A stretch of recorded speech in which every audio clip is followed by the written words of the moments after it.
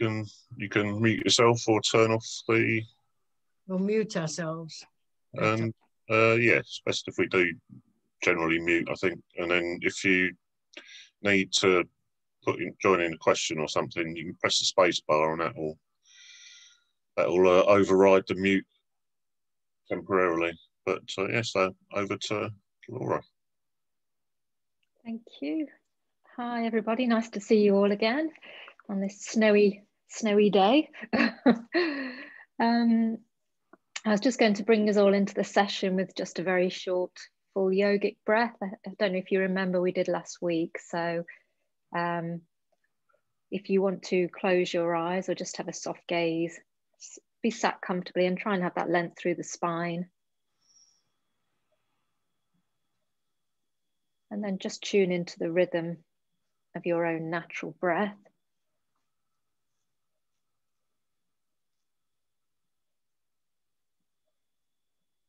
The rise and fall of the belly.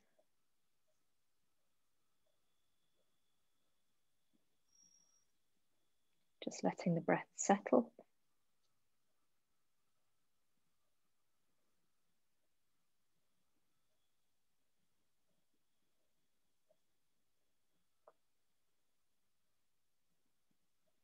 And then we just tune into that full yogic breath, inhaling through the belly, then the chest, and then the base of the neck.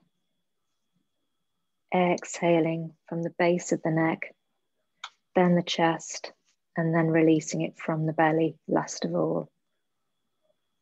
So inhaling through the belly, up through the chest, up through the base of the neck, and then exhaling from the base of the neck, through the chest, and back out through the belly.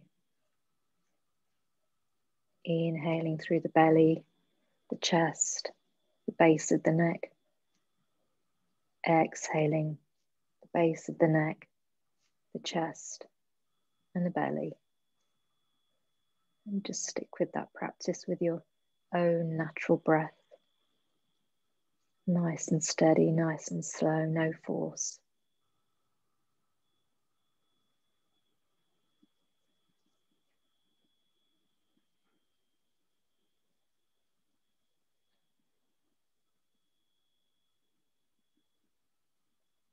Two more nice full breaths in this way.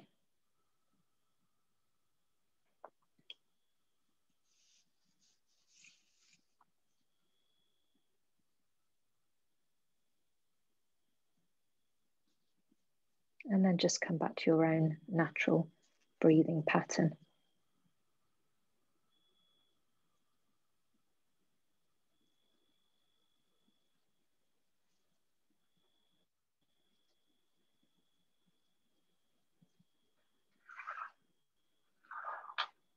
Lovely, and then when you're ready, you can gently open the eyes. Super, and I'll start to share my screen.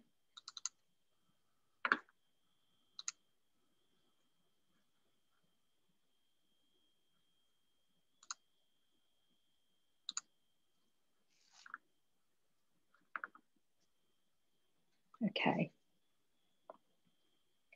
So week 4, I'm going to be looking at Sattva, the daily regimen, the seasonal regimen, and then natural urges, prana, tejas, and ojas. Little look at mama points, and then a little bit of yoga and breath work again, and finish with a short visualization again. So last week, I don't know whether you remember, we did touch on Sattva when we were talking about food. We touched on sattvic foods, which are the good, wholesome, healthy, fresh foods. So we're just talking about Sattva as a whole now. It doesn't just apply to food. So in terms of Ayurveda, Ayurveda encourages preventative health. And that's emphasizing the wellness of the whole organism. So it's those 4 things: physical, social, mental, and spiritual. So getting all of those parts of the life to be balanced and functioning well. So sattva is ethical conduct. So it promotes well-being through a set of guidelines on how to live well and in harmony. It discourages against wrong, under, and excessive use of time, mental faculties and senses. I don't know whether you remember that overuse of the senses. And this good conduct relates to all areas of life, including healthy attitudes and behavior, living in balance with the laws of nature, psychological good health, and social conduct with social awareness and responsibility. So the right code of conduct. So as in the 3 doshas, the 3 physical constitutions, there's also 3 mental constitutions. And these 3 basic attributes, or gunas, qualities if you like, are sattva, rajas, and tamas. So sattva is like clarity and purity, understanding, compassion, and love. And people who like to progress with healthy bodies, behavior, and consciousness. So that's the sort of what we're promoting. Rajas relates to movement and extroversion, aggressiveness, impatience, and impulsiveness. And those are people who tend to like to act, who are interested in business and power, prestige, position and wealth, very political sort of people. And then we have tamas, which is ignorance, inertia, heaviness, and dullness. And that's the kind of people who like to stay at home, selfish, lazy people, but egotistical, with little respect for others. And these mental energies, if you like, can result in certain behaviors. And these can be altered and improved through the practices of diet, lifestyle, yoga, and meditation. So everyone will contain elements of each of these, but sattvic people have healthy desires, because unhealthy desires, they say, is what causes mental armor, which is those toxins we talked about before.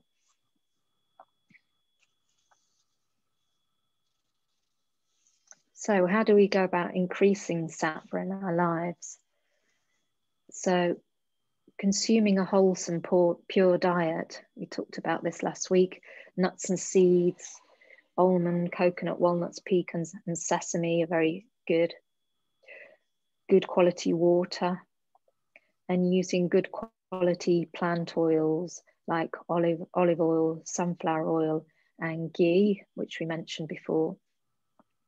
Organic dairy products, and good spices at the right time of year. So things like ginger, cinnamon, cardamom, fennel, cumin, coriander, turmeric, mint, and basil, all nice good spices. So also getting sufficient sleep and adequate rest, avoiding toxins, spending time in nature, which they say purifies the senses, and having compassion for all living things.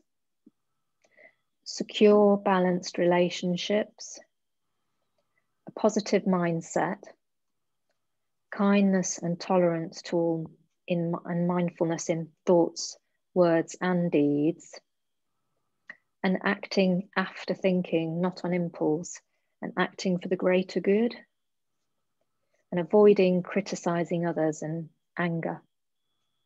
Enjoying relaxation and good company, being generous to others, and waking with the morning sun, and they say watching the sunset and enjoying moonlit strolls, especially if there's a full moon, and that's seen as very, very good, especially if you're a hot pitter person. It's good, what they call moonlight bathing, so going out and enjoying the full moon. It's supposed to be very cooling, calming, lunar energies.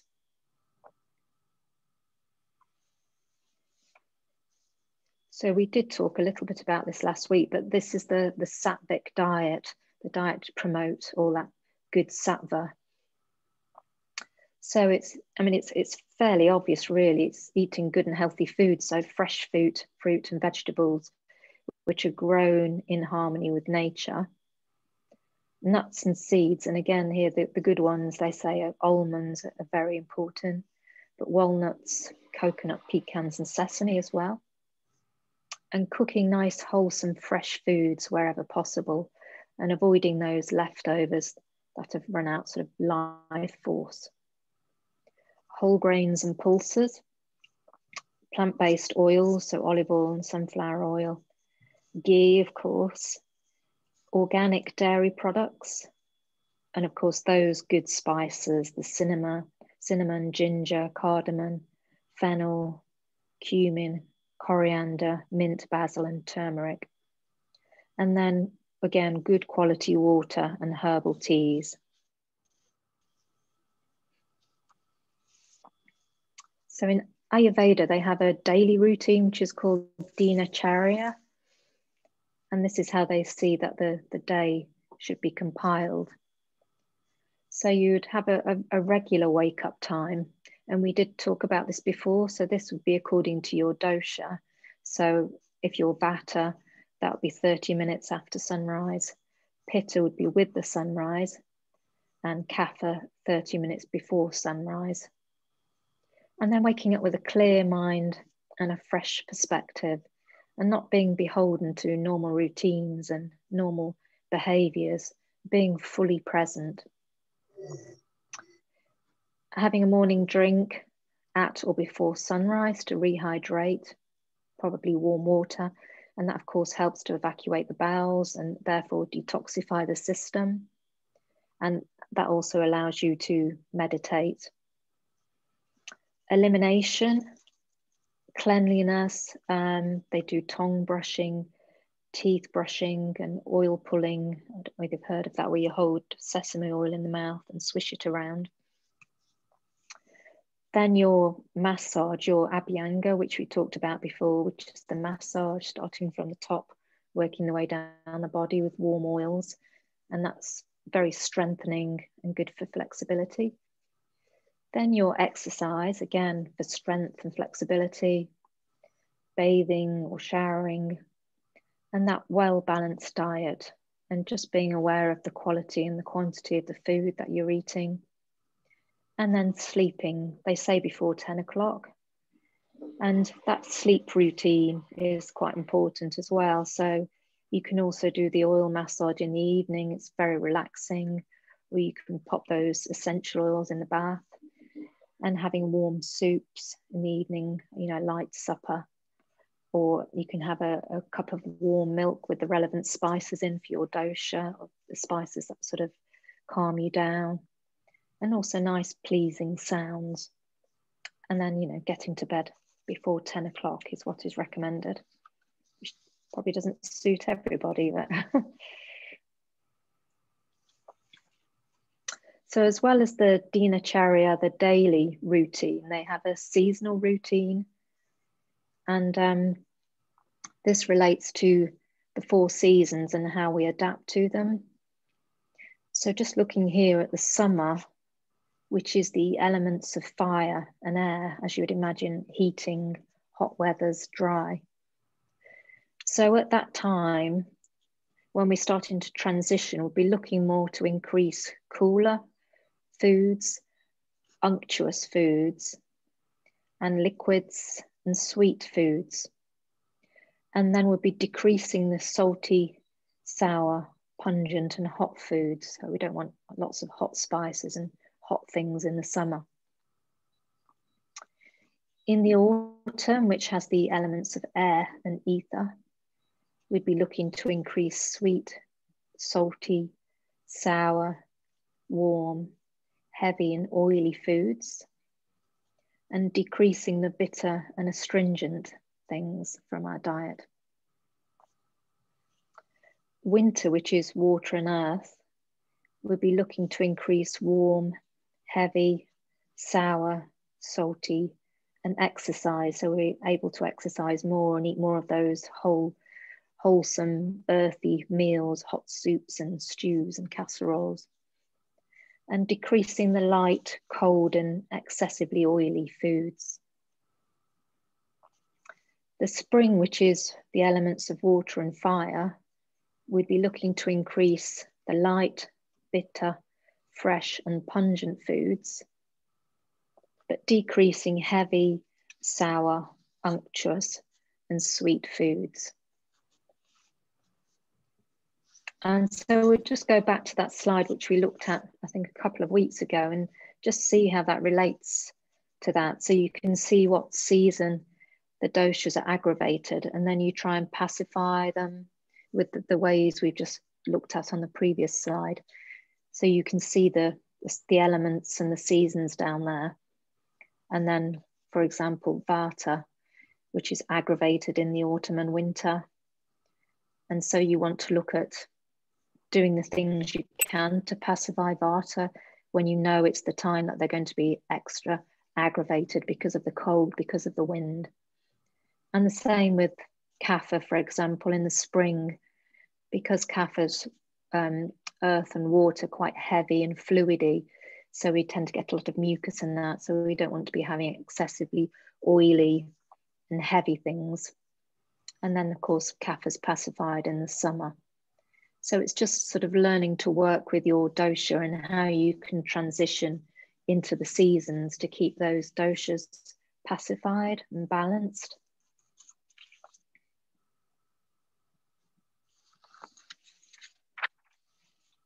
So it's remembering your constitution, your seasonal accumulation, so when that dosha is aggravated, and trying to balance it. Remembering the seasonal transitions and whether your dosha will become aggravated or pacified in that season, and just taking extra special care. And that can be done through diet, lifestyle, and exercise. And a lot of those things are common sense. Obviously, if it's very hot summer, you don't go out wearing loads of clothes, and you'll have cool drinks and cool spices, and you wouldn't, you know, heavily exercise on a hot summer's day. You wouldn't go for a 10-mile jog. So a lot of it's sort of basic common sense, really. So it's remembering that macrocosm, microcosm interplay that we talked about before. So reflecting what's happening in the environment, in the world, into the body, and just being aware of that.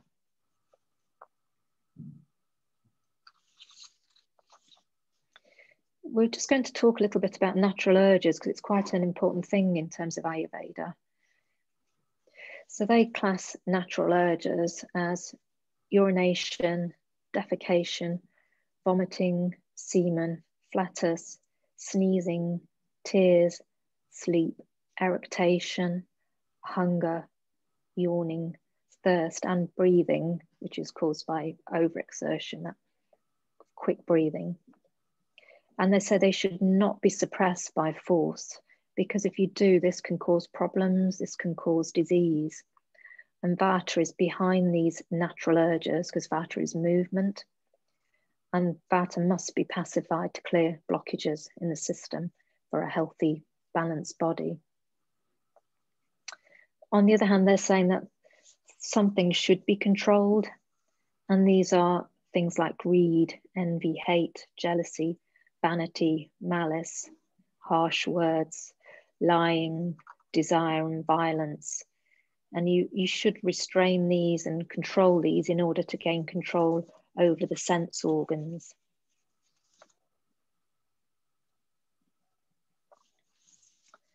And of course, if you do suppress these urges, it can cause problems in the body. And these are quite important, really. So we'll just go through these because it's quite interesting. So urination can cause pain all over the body, urinary stones, pain in the urinary bladder and reproductive organs, and of course diseases related to flatulence and feces. Defecation, suppression of defecation can cause pain in the calves, headaches, a runny nose, belching, pain in the rectum, vomiting, and oppression in the heart. Vomiting, skin rashes, herpes, eye irritation, fever, cough, nausea, and facial pigmentation.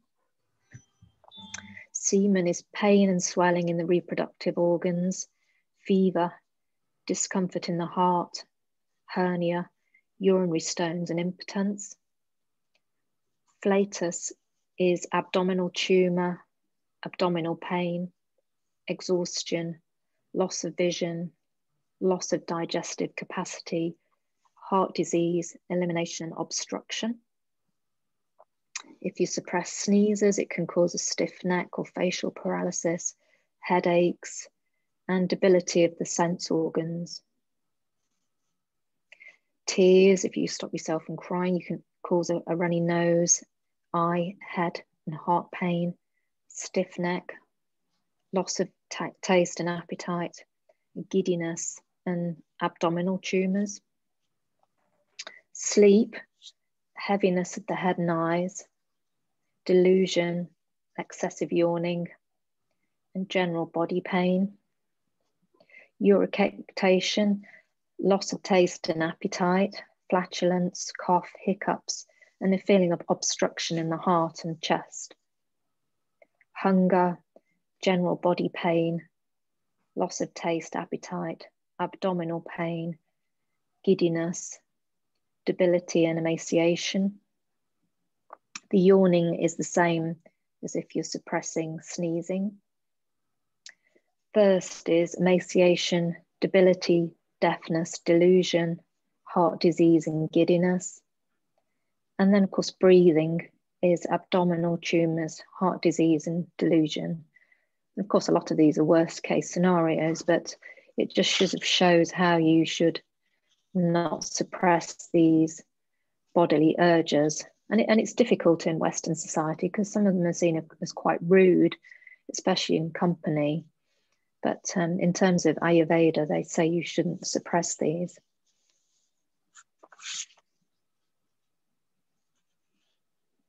So just moving on, we're going to look at prana, tejas, and ojas. I'm not sure if anybody's heard of any of these terms before, but they relate to the different doshas. So each dosha is important in maintaining bodily functions. Vata is closely related to pranic energy, prana, which is the life force, the air, the breath of life, and it governs all life functions. Pitta governs digestion and nutrition, you know, the heat of pitta, that hot, the digestive fire, that metabolism. Kapha maintains longevity and works at a cellular level. And these three essences must be balanced for longevity. And again, this is done through proper diet, lifestyle, and exercise. So ojas, which is this sort of sacred juice essence of life, is the essence of the 7 dhatus, which are the tissues of the body. And it's a vital energy that governs hormonal balance. The essence of all dhatus is in the heart, and that's where this ojas is supposed to reside, in the heart. Ojas controls life functions with the help of prana. Ojas consists of all 5 elements and all vital substances of body tissues. It controls the autoimmune system and mental intelligence. Ojas is related to kapha. So aggravation of kapha can displace ojas and vice versa. And this can then create kapha disorders, which can result in diabetes, numb limbs, looseness of bones and joints. And this decrease in ojas can then go on to affect vata. And that causes fear, impairment of the senses, weakness and loss of consciousness. So it's therefore important to balance ojas for immunity and biological strength.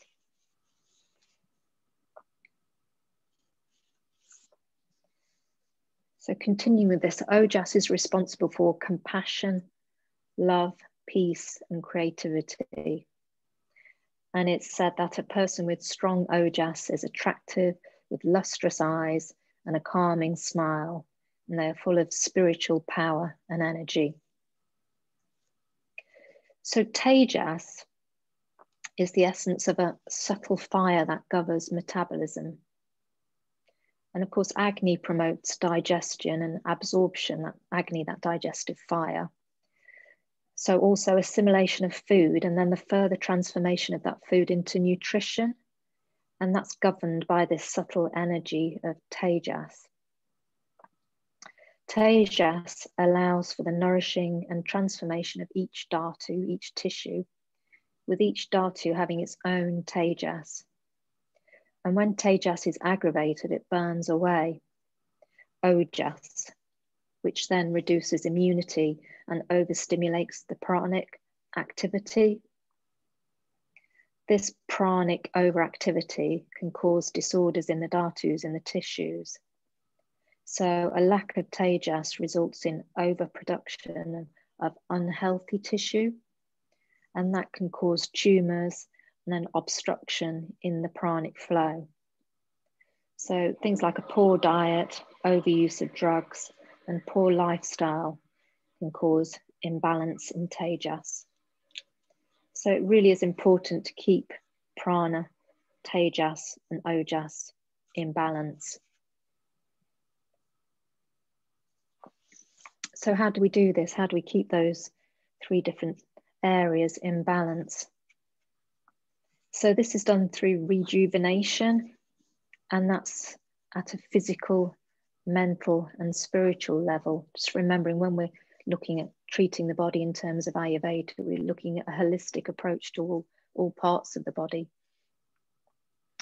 So they use cleansing from inside. So they would give you certain herbs, the herbs that you would require to balance the doshas, balance prana, tejas, and ojas.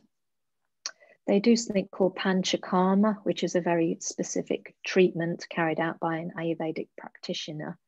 And they use different things like vomiting, purgatives, medicated enemas, nasal administration of herbs, blood purification, depending on the problem.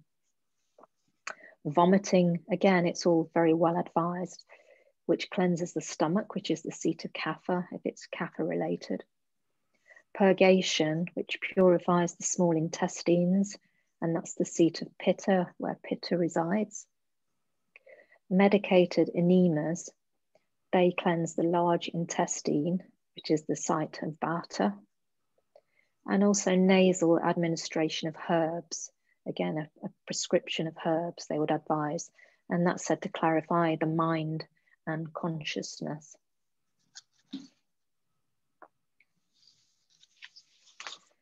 Blood purification, which is bloodletting, of course, and that cleanses the blood so that the blood plasma may carry the benefits of the herbs to the deep tissues of the body.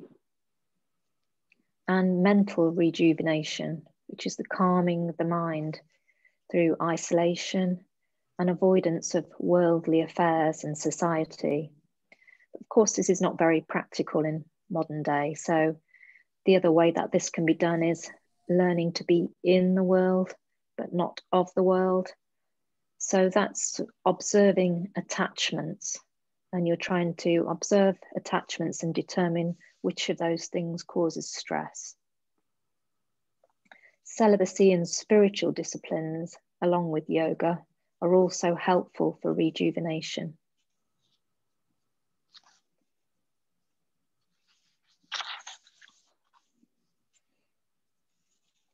So this is the correlation between the doshas here. So vata relates to prana. And of course, vata is the essential life force and essence of vitality, the breath of life. And that's composed of ether, space, and air and wind. And vata governs the wind, hence movement, all types of movement, the flow of the breath, speech, circulation, and elimination.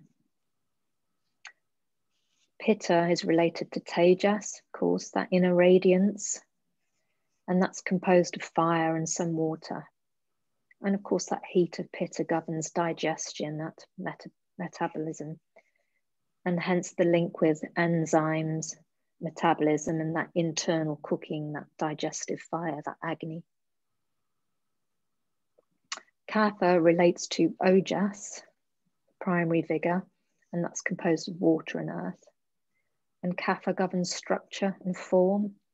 You might remember, as we said before, Kapha is the youngest child to teenager, that sort of age, so that governs that growth and transformation. And that can contain and hold energy and nourish the joints. I was just going to talk to you a little bit about Mama points. And again, this is quite a complicated area. So it's something that obviously, if you're interested, you'd need to look into to work with these Mama points. But it's something that's worth mentioning in terms of Ayurveda. So Mama points are sensitive points located around the body. And there are 107 Mama points. And these are accessible through sense and touch. They are considered vital to maintaining balance through the body. And if anybody's worked with Chinese medicine, they're sort of similar to the Chinese meridians, they call them. They're very similar to those points in the body. Stimulating mamas encourages the consciousness and physiology connection. And mama points can be activated through yoga and that daily oil massage, that abhyanga that we talked about. And I just put a few notes at the bottom there, especially the eyebrow center, which is good for worry, headaches, mental strain. And it's a good aid for falling asleep. If you don't press too hard, if you just rub gently on the eyebrow center there, it's very calming. And the heart just below the sternum, where the rib cage ends, that's good for settling upset emotions. And the lower abdomen, about 4 inches below the navel. And if you just rub gently there, that's good for constipation and gas. And of course, meditation, is good for stimulating the Mama points as well. And Ayurvedic practitioners would use Mama therapy for healing.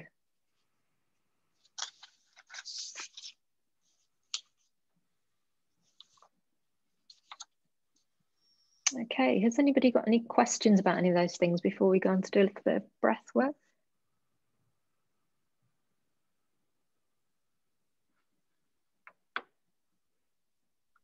Where can we find Okay. more about the Are you here? Yes, I can. Yep. Sorry, did somebody ask me? Yeah, where can we find out more about the Mama points? I can send you some information. There's basic ones which you can start working with. There's points in your hand, the same points on your feet. That's a Mama point there.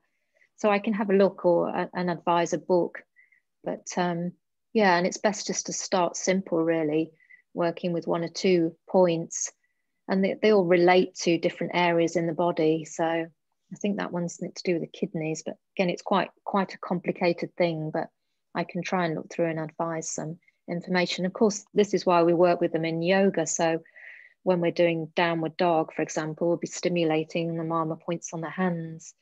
And in the standing postures, it's the Mama points on the feet. So it's fascinating stuff, but again, quite complex. So, but yes, I can certainly look into that. Similar then to acupuncture pressure points. Exactly. Yes, I think that's the same. They use the same points, I believe. Yeah.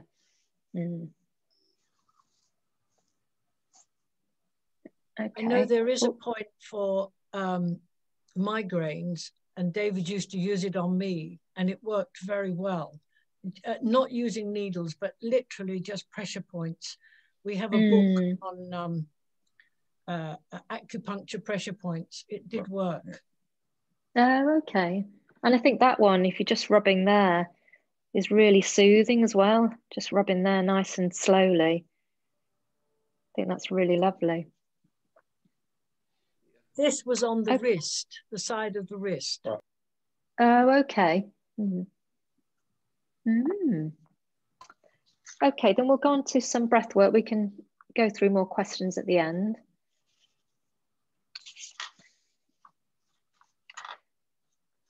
So we're just going to do, I'll stop sharing screen.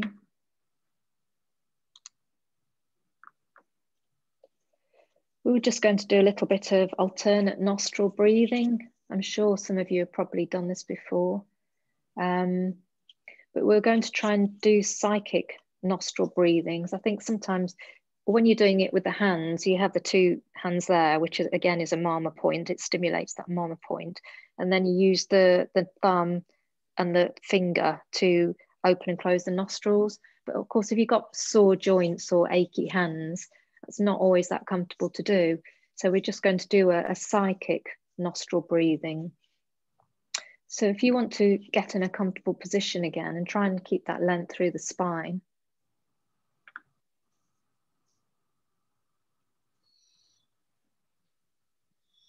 And then again, closing the eyes or just having a soft gaze.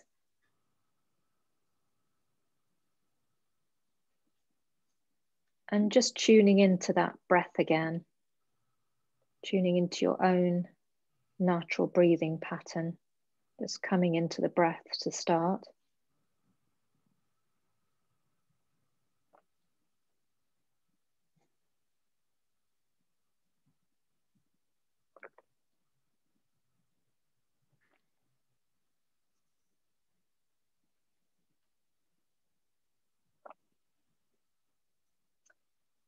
And then what we're going to do is try and visualize inhaling through just the left nostril only.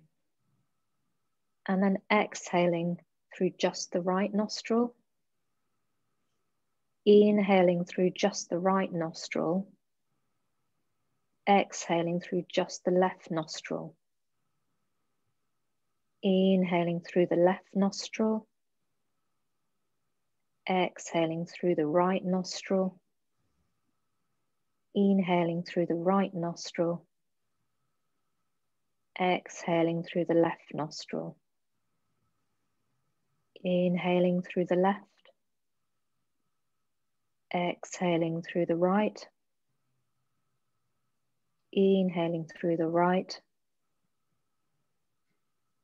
Exhaling through the left. And just try and stick with that in time with your own breath.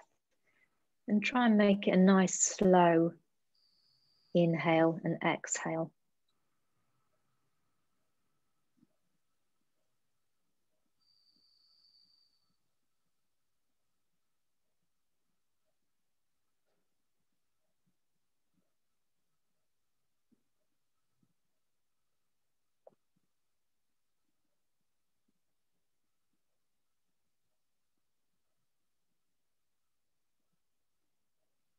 Just 2 more full breaths in this way.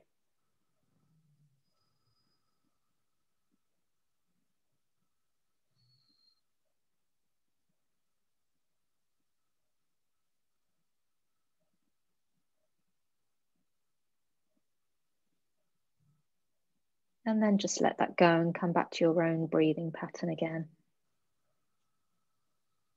It's very calming, very balancing for all the doshas, alternate nostril breathing. It's something that you can do in bed at night if you can't sleep without using the hand movements, so you can just imagine the breath going in and out of the nostrils. It's very soothing. Okay, lovely. So open your eyes when you're ready. And we're just going to do a little bit of yoga with the eyes today. So I'll just talk you through this. Working with the eyes is quite good for tension release, headaches, and just completely sort of refocusing the mind. So we'll just start in a comfortable position again. And then we're just simply going to look up and down. So nice and slow, just making sure it's the eyes that move only, nothing else, not the head. Keeping the head still. And just look up and down. Up and down. Up and down. And just repeat that.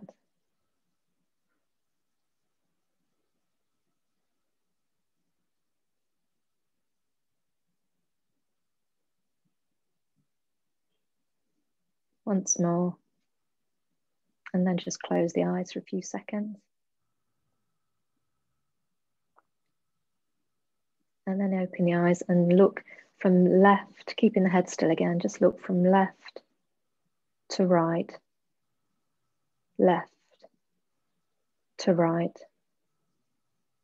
left to right. Just can carry on with that.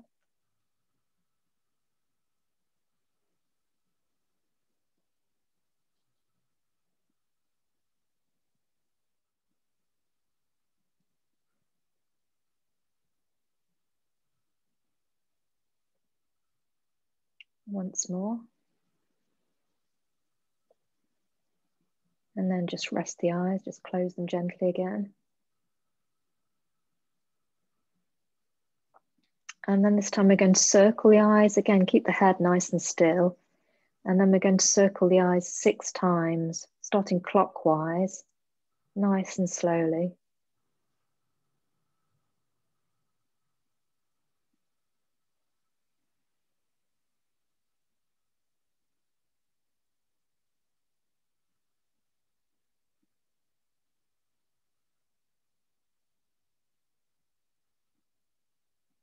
And then back the other way, anti-clockwise, nice and slowly.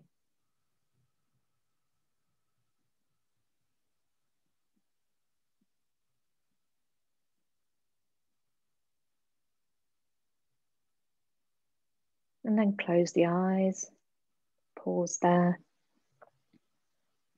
And then open them as wide as you can. Close and open wide. Close, open wide.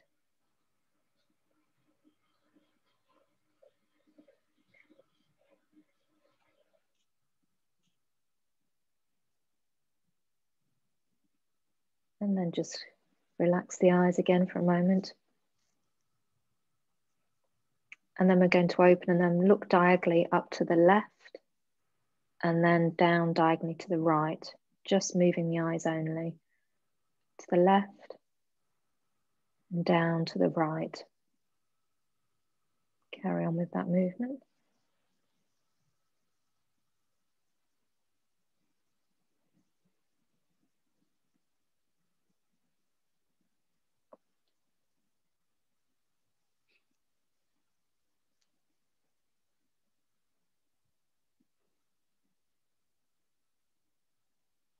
And then just pause and then we'll do that the other way. So we're looking up to the right and down to the left diagonally. To the right and down to the left.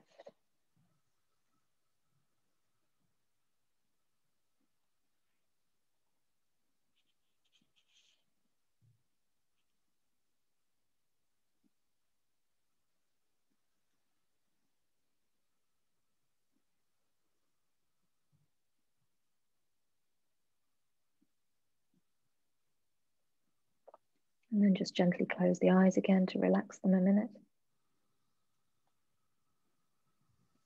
And then we're just going to tilt the head back just a little bit and just gaze down at the tip of the nose. Just gazing at that nose and holding that there.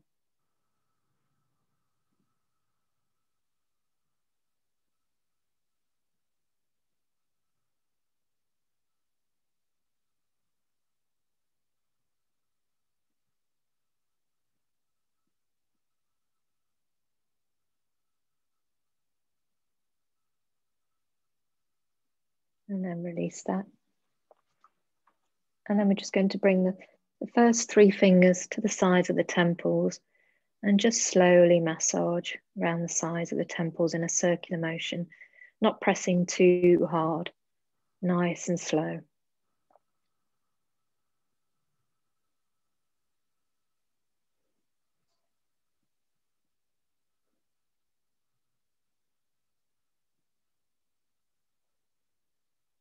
And then we'll take those fingers to the forehead and just do small circular motions across the forehead.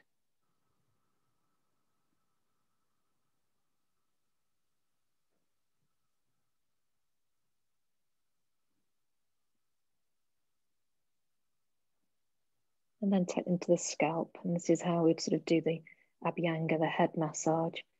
Just doing small circular motions across the head. And of course, you do that all over the head and down the neck.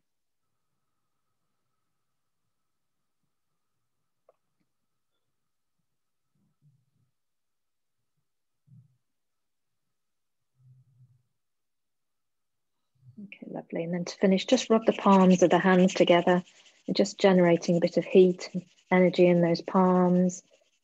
And then just place it over those eyes.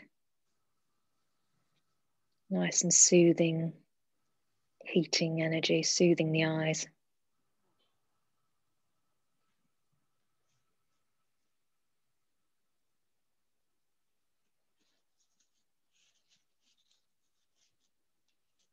And then release the hands. And we'll just go into our visualization if everyone's comfortable still, in a comfortable position. Everyone's relaxed. And again, just closing the eyes or having a soft gaze. And we're going to do a colour relaxation today.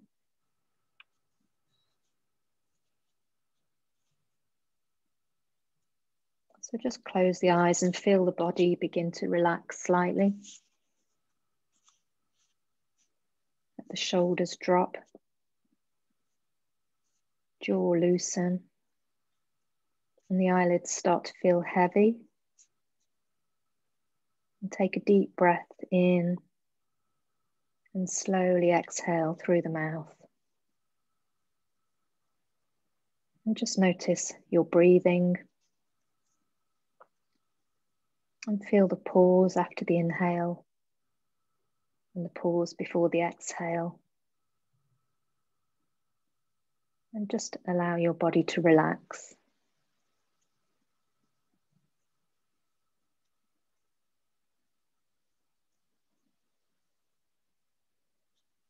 And create a picture in your mind of the colour red. Imagine red of all shades. You might picture red objects, a red landscape, or just a solid red colour. Imagine all the different tones of red. Apples, roses, bricks, a red sunset. And enjoy the colour red. Now allow the colour you're imagining to change to orange. Picture the colour orange, infinite shades of orange, flowers, pumpkins, carrots. Fill your entire visual field of your mind's eye with the colour orange. Enjoy the colour orange. Now visualize the colour yellow. See in your imagination all the various shades of yellow. Allow yellow to fill your vision. Lemons, flowers, and fall leaves. Imagine the endless tones of the colour yellow. Imagine yourself surrounded with the calming colour yellow. Immerse yourself and enjoy the colour yellow. Now let the colour you're imagining become green. Fill your imagination with the colour green. Endless shades and tones of green. Plants, leaves, grass. Imagine being surrounded by beautiful green, all shades from the lightest to the darkest, the brightest green, subdued green. Enjoy green. Now see in your mind the colour blue. Surround yourself with beautiful blue, unending shades of blue, blue water, blue sky. Imagine blue filling your vision. Enjoy the colour blue. Allow the colour in your imagination to become violet. Focus on the multitudes of purples around you. Flowers, aubergines, a violet sunrise. Immerse yourself in the colour violet. Enjoy violet. And now allow your attention to return to your breathing. And just notice how calm and regular your breathing is now. Meditate on the calming colour relaxation once more, imagining the colours again, one at a time, starting with red, orange, yellow, green, blue, and violet. Allow your mind to be relaxed, focused, and calm. Enjoy this feeling of relaxation.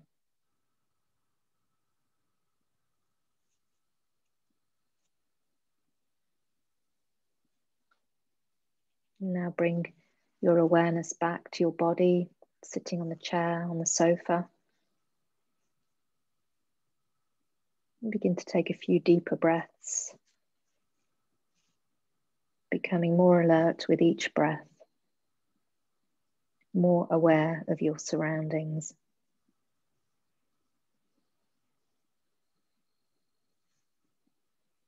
And then when you're ready, gently opening the eyes.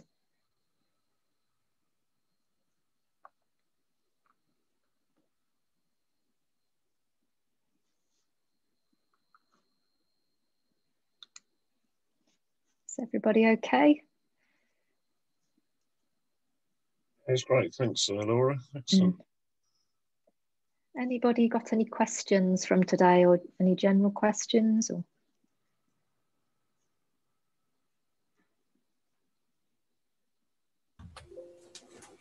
Sorry, I was late. no problem. My fourth Zoom meeting. I've been sitting here since 9:30. Oh no, I was going to say you weren't stuck in the snow, were you? No, I was stuck in the chair. Same here. Sorry, I had another meeting too.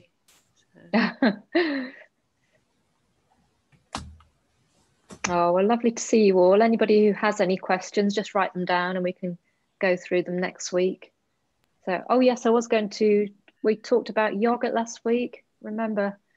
Because I said it was hot and somebody was saying, is that right? And I thought, no, I must have that wrong. But when I did check on it, yogurt is heating, and it's because it's fermented.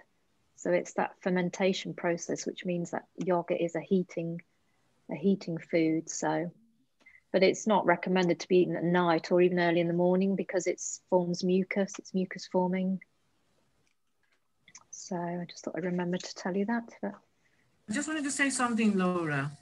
Yeah. You know, the first session I came to, the visualization, the one we did, the first one. The beach, I think that was, wasn't it? The beach, yes, the beach one. I had been having a bit of insomnia, and I just thought I would normally listen to a meditation or white music or something. And I also have a bit of tinnitus. I was so completely blown away that it worked. It was so simple. Wow. And I've been doing that ever since. It's been really helpful. Thank you. Fantastic. I love that beach visualization. It really works for me as well, especially when in the winter, because you can feel the warmth almost, can't you? Yeah. Oh, I'm glad that worked well. Oh, well, lovely to see you all, and stay safe and warm.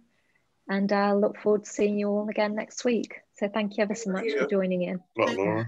Thank you, Laura. Thank you. Laura. Take care.